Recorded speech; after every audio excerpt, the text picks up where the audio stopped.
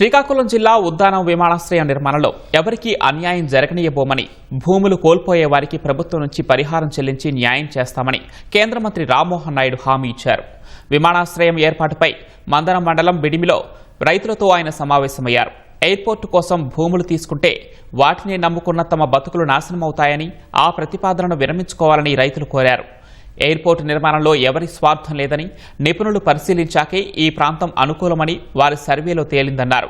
ప్రజల భవిష్యత్తు కోసం ఆలోచించి చేస్తున్న ఈ అవకాశాన్ని వినియోగించుకోవాలని రామ్మోహన్ నాయుడు కోరారు. కేంద్ర మంత్రిగా ఉండి నా శాఖలో ఉన్నటువంటి విమానయాన శాఖకు సంబంధించి మన జిల్లాలో వాటి పెట్టాలని అనుకున్నాను. అయితే సమస్య ఎక్కడ వచ్చిందనంటే అది ఇక్కడ కాస్త వచ్చి పడింది. ఆ ఇబ్బంది ఎలా తొలగించాలని మీకు కూడా భవిష్యత్తులో ఇబ్బంది లేకుండా, అందుకే అంటున్నారు భూమి పోయినటువంటి వాళ్ళకి భూమి కూడా మళ్ళీ ఇచ్చే విధంగా ఈ రోజు ఈ యొక్క యాక్విజిషన్ కూడా చేయాలని ఒక ఆలోచనతో మనం ముందుకు వెళ్తున్నాం. దీని మీద కూడా సుదీర్ఘంగా మీరు అందరూ కూడా ఆలోచించండి.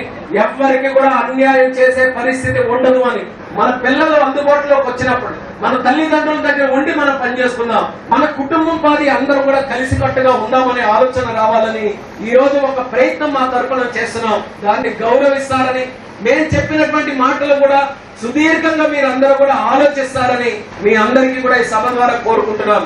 మళ్ళీ చెప్తున్నాను, గౌరవంగానే కోరుతున్నాం, అహంకారంతో ఎక్కడా కూడా కాదు.